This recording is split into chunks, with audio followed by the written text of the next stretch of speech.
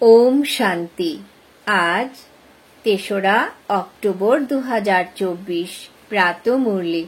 বাবা আজ বলেছেন, মিষ্টি বাচ্চারা, রাবণের কায়দা হলো আসুরি মত, মিথ্যা বলা। বাবার কায়দা হলো শ্রীমত, সত্য বলা। আজকের মুরলির প্রশ্ন, কোন বিষয়ের কথা ভেবে বাচ্চাদের আশ্চর্য হওয়া উচিত? উত্তর, কেমন ওয়ান্ডারফুল এই অসীম জগতের নাটক, যার ফিচার্স, যার অ্যাক্ট সেকেন্ড বাই সেকেন্ড অতিক্রান্ত হচ্ছে, তা আবার হুবহু পুনরাবৃত্ত হবে। এ কেমন ওয়ান্ডার যে একের চরিত্র অন্যের সাথে মেলে না। ২ নম্বর, অসীম জগতের বাবা এসে কেমন ভাবে সমগ্র বিশ্বের সদ্গতি করান, পড়ান, এও এক ওয়ান্ডার। ওম শান্তি। আত্মাদের বাবা শিব বসে তার আত্মিক শালগ্রাম বাচ্চাদের বোঝাচ্ছেন। তিনি কি বোঝাচ্ছেন? তিনি সৃষ্টির আদি, মধ্য এবং অন্তের রহস্য বোঝান। আর এ বোঝানোর জন্য একমাত্র বাবাই আছেন। আর যেসব আত্মারা অথবা শালগ্রাম আছে, তাদের নাম হলো শরীরের নাম। আর বাকি হলেন একজনই, তিনি হলেন পরম আত্মা, যার কোনো শরীর নেই। সেই পরমাত্মার নাম হলো শিব। তাকেই পতিত পাবন পরমাত্মা বলা হয়। বাচ্চারা, তিনি তোমাদের এই সম্পূর্ণ বিশ্বের আদি, মধ্য এবং অন্তের রহস্য বুঝিয়ে বলছেন। সকলেই তো পার্ট প্লে করার জন্য এখানে আসে। তোমাদের এও বোঝানো হয়েছে যে বিষ্ণুর 2টি রূপ, শঙ্করের তো কোনো পার্টই নেই। এইসব কথা বাবা বসে বোঝান। বাবা কখন আসেন? তিনি আসেন যখন নতুন সৃষ্টির স্থাপনা আর পুরনো সৃষ্টির বিনাশ হয়। বাচ্চারা জানে যে নতুন দুনিয়াতে এক আদি সনাতন দেবী দেবতা ধর্মের স্থাপনা হয়। এই স্থাপনা একমাত্র পরম পিতা পরমাত্মা ছাড়া আর কেউ করতে পারে না। তিনিই একমাত্র পরম আত্মা, যাকে পরমাত্মা বলা হয়। তার নাম হলো শিব। তার শরীরের কোনো নাম হয় না। আর যারাই আছে তাদের সকলেরই শরীরের নাম হয়। তোমরা এও বুঝতে পারো যে মুখ্য যারা আছে তারা সবাই এসে গেছে। এই ড্রামার চক্র ঘুরতে ঘুরতে এখন অন্তে এসে পৌঁছেছে। এই অন্তিম সময়ে বাবাকেই প্রয়োজন। তার জয়ন্তীও পালন করা হয়। শিব জয়ন্তীও এই সময় পালন করা হয়, যখন দুনিয়ার পরিবর্তনের প্রয়োজন। ঘোর অন্ধকার থেকে অতি প্রকাশের আলোর উদয় হয়, অর্থাৎ দুঃখধাম থেকে সুখধাম হতে হবে। বাচ্চারা জানে যে পরমপিতা পরমাত্মা শিব একইবার পুরুষোত্তম সঙ্গম যুগে আসেন, পুরনো দুনিয়ার বিনাশ আর নতুন দুনিয়ার স্থাপনা করতে। প্রথমে নতুন দুনিয়ার স্থাপনা এবং পরে পুরনো দুনিয়ার বিনাশ হয়। বাচ্চারা বুঝতে পারে যে এই পড়া করে আমাদের হুঁশিয়ার হতে হবে আর দৈবী গুণও ধারণ করতে হবে। আসুরি গুণের পরিবর্তন করতে হবে।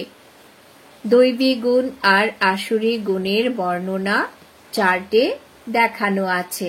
নিজেকে দেখতে হবে, আমরা কাউকে বিরক্ত করছি না তো, মিথ্যা বলছি না তো, শ্রীমতের বিপরীতে চলি না তো। মিথ্যা বলা, কাউকে দুঃখ দেওয়া, বিরক্ত করা, এ হলো রাবণের কায়দা। আর এর বিপরীতে অন্যটি হলো রামের কায়দা। শ্রীমত আর আসুরি মত ফলাও হয়ে থাকে। অর্ধেক কল্প আসুরি মত চলে, যাতে মানুষ অসুর, দুঃখী আর রোগী হয়ে যায়। 5 বিকারের প্রবেশ হয়। বাবা এসে শ্রীমত প্রদান করেন। বাচ্চারা জানে যে শ্রীমতে আমরা দৈবী গুণ অর্জন করি। এই আসুরি গুণের পরিবর্তন করতে হবে। এই আসুরি গুণ যদি থেকে যায়, তাহলে পথ কম হয়ে যাবে। তোমাদের জন্ম জন্মান্তরের যে পাপের বোঝা মাথার উপর আছে, পুরুষার্থের নম্বর অনুসারে তা হালকা হয়ে যাবে। তোমরা এ কথাও জানো যে এ হলো পুরুষোত্তম সঙ্গম যুগ। তোমরা বাবার দ্বারা এখন দৈবী গুণ ধারণ করে নূতন দুনিয়ার মালিক হও। তাই এ কথা সিদ্ধ যে পুরনো দুনিয়া অবশ্যই শেষ হতে হবে। এই ব্রহ্মা কুমার কুমারীদের দ্বারাই নূতন দুনিয়ার স্থাপনা হবে, এ কথা সম্পূর্ণ নিশ্চিত। তাই সকলেই এই সেবায় যুক্ত আছে। তারা কারুর না কারুর কল্যাণ করার পরিশ্রম করতে থাকে। তোমরা জানো যে আমাদের ভাই বোনেরা কত সেবা করে। তারা সবাইকে বাবার পরিচয় দিতে থাকে। বাবা এসেছেন যখন, তখন প্রথমে তো খুব অল্প জনই পরিচয় পাবে, তারপর বৃদ্ধি পেতে থাকবে। এক ব্রহ্মার দ্বারা কত ব্রহ্মা কুমার তৈরি হয়। ব্রাহ্মণ কুল তো অবশ্যই প্রয়োজন, তাই না? তোমরা জানো যে আমরা সকল ব্রহ্মা কুমার কুমারীরা শিব বাবার সন্তান। সকলেই ভাই ভাই, প্রকৃতপক্ষে সকলেই ভাই ভাই। তারপর প্রজাপিতা ব্রহ্মার হওয়ার কারণে ভাই বোন হয়ে যায়। এরপর যখন দেবতা কুলে যাবে, তখন সম্বন্ধের বৃদ্ধি পেতে থাকবে। এই সময় সবাই ব্রহ্মার সন্তান হলো, তাই সকলে একই কুলের হলো। একে কিন্তু ডিনাইস্টি বলা যাবে না। রাজত্ব না কৌরবদের আর না পাণ্ডবদের। ডিনাইস্টি তখনই হয় যখন নম্বর অনুসারে রাজা রানী সিংহাসনে বসেন। এখন তো হলোই প্রজার উপর প্রজার রাজত্ব।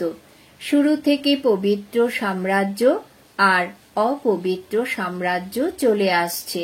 বাচ্চারা জানে যে 5000 বছর পূর্বে ভারতে স্বর্গ ছিল, তো তখন এখানে পবিত্র ডিনাইস্টি ছিল। তার চিত্রও আছে। তখনকার মন্দির কত ঐশ্বর্যমণ্ডিত ছিল, আর কারোরই মন্দির নেই। এই দেবতাদেরই অনেক মন্দির রয়েছে। বাচ্চাদের বোঝানো হয়েছে যে আর সকলেরই শরীরের নামের পরিবর্তন হয়। এনার নাম শিব, তা চলেই আসছে। শিব ভগবান উবাচ, কোনো দেহধারীকেই ভগবান বলা হয় না। একমাত্র বাবা ছাড়া আর কেউ বাবার পরিচয় দিতে পারে না, কেননা কেউ বাবাকে জানেই না। এখানেও এমন অনেকেই আছে যাদের বুদ্ধিতে আসেই না যে কিভাবে বাবাকে স্মরণ করবে। তারা দ্বিধাগ্রস্ত হয়ে যায়। তারা ভাবে এত ছোট বিন্দু, তাকে কিভাবে স্মরণ করব? শরীর তো বড়, তাই তাকেই স্মরণ করতে থাকে।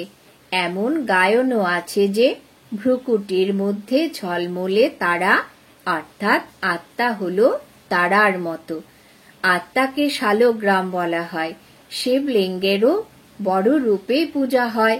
আত্মাকে যেমন দেখা যায় না, তেমনি শিব বাবাকেও দেখা যায় না। ভক্তি মার্গে বিন্দুর পূজা কিভাবে করবে?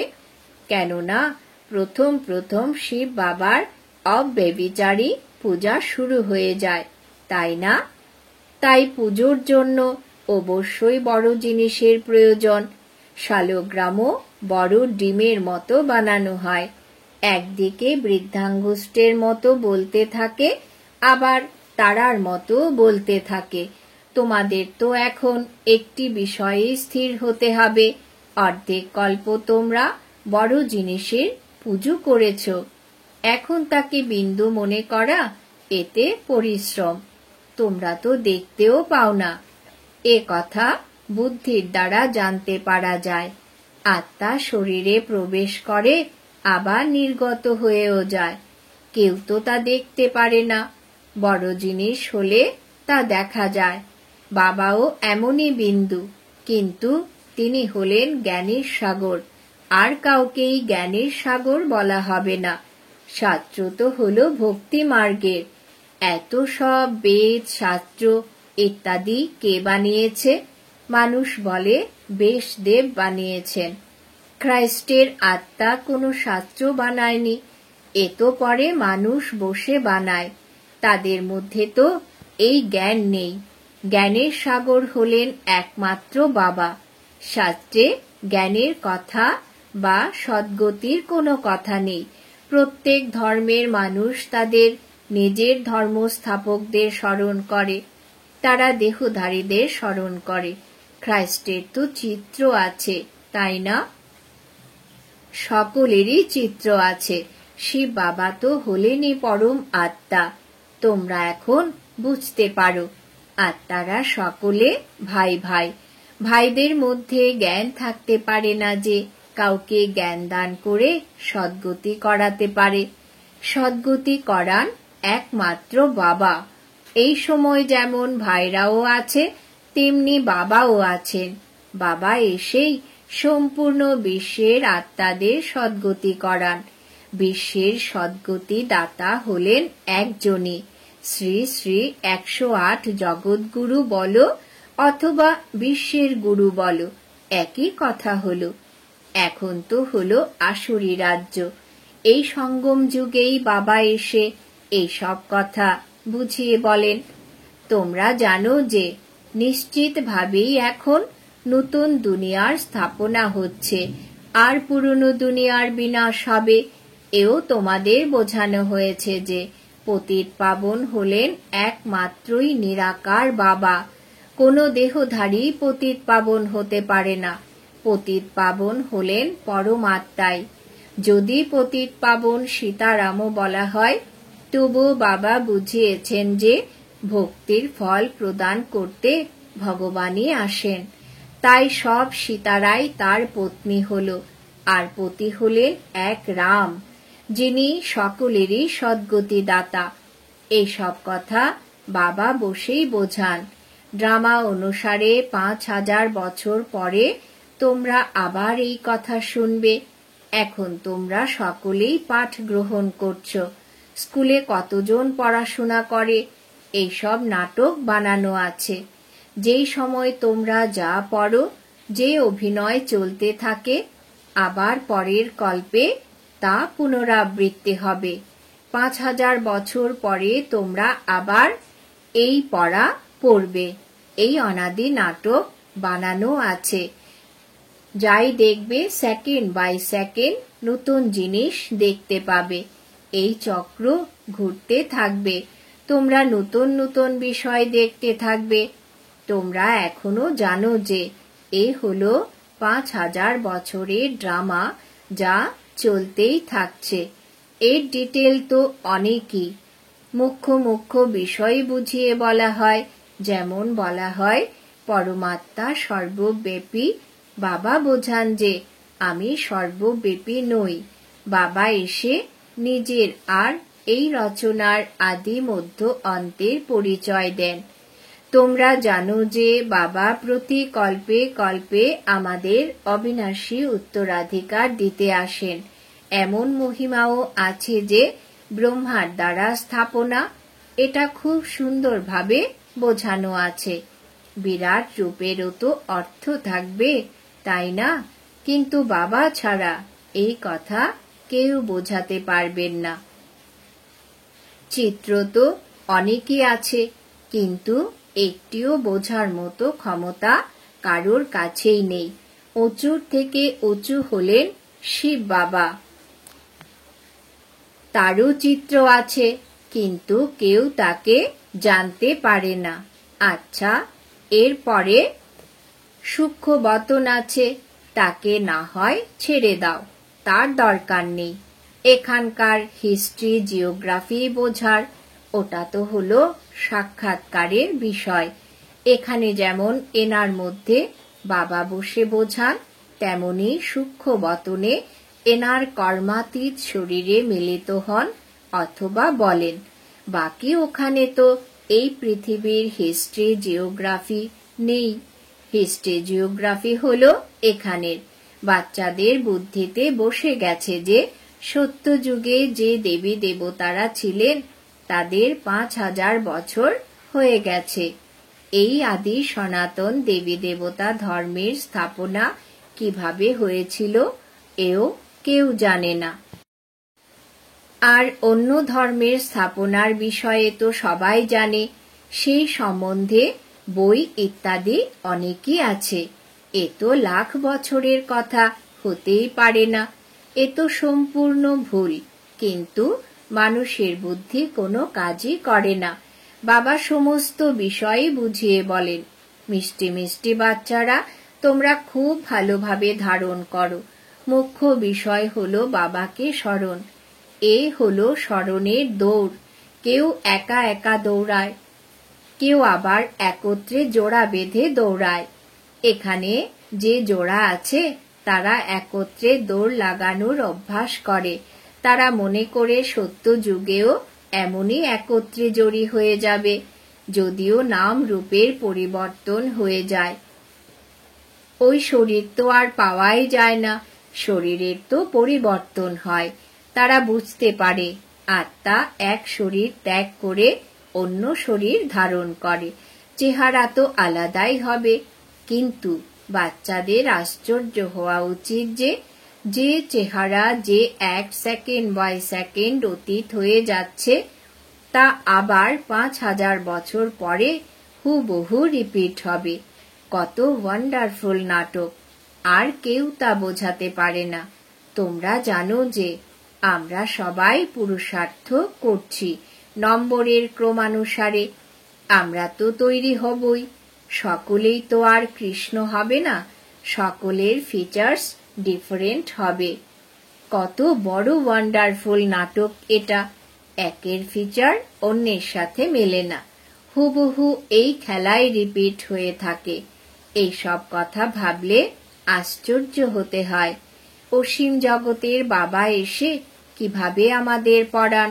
জন্ম জন্মান্তর তো আমরা ভক্তিমার্গে শাস্ত্র পড়ে এসেছি, সাধু সন্তদের কথা ইত্যাদিও শুনে এসেছি। বাবা এখন বলছেন ভক্তির সময় সম্পূর্ণ হয়েছে, এখন ভক্তরা ভগবানের কাছে ফল পাবে। তারা এই কথা জানে না যে ভগবান কখন কোন রূপে আসবেন। তারা কখনো বলে শাস্ত্র পাঠ করলে ভগবানকে পাওয়া যাবে, আবার কখনো বলে ভগবান এখানে আসবে। শাস্ত্রেই যদি কাজ হয়ে যায় তাহলে বাবাকে কেন আসতে হয়?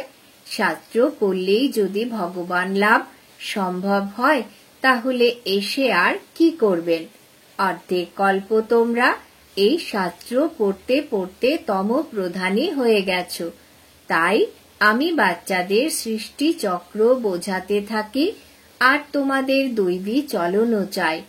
এক তো তোমরা কাউকেই দুঃখ দেবে না, এমন নয় যে কেউ বিষ চাইল তা না দিলে কাউকে দুঃখ দেওয়া হবে। বাবা তো এমন বলেন না। এমনও আবার বুদ্ধ রয়েছে যে বলে বাবা তো বলেন যে কাউকে দুঃখ দেওয়া উচিত নয়। এখন এ যদি বিষ চায় তাহলে একে দেওয়া উচিত, না হলে এও কাউকে দুঃখ দেওয়াই হলো, তাই না? এমন যারা ভাবে তারা মূঢ়মতি। বাবা তো বলেন তোমাদের অবশ্যই পবিত্র হতে হবে। আসুরি চলন আর দৈবী চলনের তফাৎ বোঝার প্রয়োজন। মানুষ তো এও বোঝে না। তারা বলে দেয় আত্মা নির্লিপ্ত, যা কিছুই করো, যা কিছুই খাও বা পান করো, বিকারে যাও, কোনো ক্ষতি নেই, এমনও অনেকে শেখায়। কত মানুষ ধরে নিয়ে আসে। এখানে বাইরেও অনেকেই নিরামিষাশী থাকে, নিশ্চয়ই ভালো, তাই তো তারা নিরামিষাশী হয়। সব জাতির মধ্যেই বৈষ্ণব থাকে, তারা ছিছি জিনিস খায় না, তারা সংখ্যায় কম। তোমরাও কম সংখ্যক। এই সময় তোমরা কত অল্প, আস্তে আস্তে তোমরা বৃদ্ধি পেতে থাকবে। বাচ্চারা এই শিক্ষা পায় যে দৈবী গুণ ধারণ করো, অন্যের হাতে তৈরি কোনো ছিছি বস্তু খাওয়া উচিত নয়। আচ্ছা, মিষ্টি মিষ্টি হারানিধি বাচ্চাদের প্রতি মাতা পিতা বাপ দাদা স্মরণের স্নেহ সুমন আর সুপ্রভাত। আত্মাদের পিতা তার আত্মারূপী বাচ্চাদেরকে জানাচ্ছেন নমস্কার। আমরা আত্মারূপী বাচ্চারা আমাদের মাতা পিতা বাপ দাদাকে জানাই স্মরণের স্নেহ সুমন, সুপ্রভাত, নমস্কার। ধারণার জন্যে মুখ্য সার। 1 নম্বর, নিজের চার্টে দেখতে হবে যে আমি শ্রীমতের বিপরীতে চলছি না তো, মিথ্যা বলি না তো, কাউকে বিরক্ত করি না তো, দৈবী গুণ ধারণ করেছি। 2 নম্বর, এই ঈশ্বরীয় পাঠের সাথে সাথে দৈবী চলন ধারণ করতে হবে। অবশ্যই পবিত্র হতে হবে। কোনো ছিছি বস্তু খাবে না। সম্পূর্ণ বৈষ্ণব হতে হবে। স্মরণের দৌড় লাগাতে হবে। বরদান। বাবা আজ বরদান দিয়েছেন, বাবার নির্দেশে বুদ্ধিকে খালি রেখে ব্যর্থ বা বিকারী স্বপ্ন থেকেও মুক্ত ভব। বাবার নির্দেশে বুদ্ধিকে খালি রেখে ব্যর্থ বা বিকারী স্বপ্ন থেকেও মুক্ত ভব। ব্যাখ্যা: বাবার নির্দেশ হল শোয়ার সময় সর্বদা নিজের বুদ্ধিকে ক্লিয়ার করো। ভালো খারাপ সব বাবাকে দিয়ে বুদ্ধিকে খালি করো। বাবাকে দিয়ে বাবার সাথে শুয়ে পড়ো। একা একা শোবে না। একা ঘুমাতে যাও বা ব্যর্থ কথাগুলোকে বর্ণনা করতে করতে ঘুমাতে যাও বলেই ব্যর্থ বা বিকারী স্বপ্ন আসে। এটাও হলো অমনোযোগিতা। এই অমনোযোগিতাকে ত্যাগ করে বাবার নির্দেশে চলো, তবে ব্যর্থ বা বিকারী সংকল্প থেকে মুক্ত হয়ে যাবে। স্লোগান: সৌভাগ্যবান আত্মারাই সত্যিকারের সেবার দ্বারা সকলের আশীর্বাদ প্রাপ্ত করে। সৌভাগ্যবান আত্মারাই সত্যিকারের সেবার দ্বারা সকলের আশীর্বাদ প্রাপ্ত করে। আজকের সমান আমি সৌভাগ্যবান আত্মা। ওম শান্তি।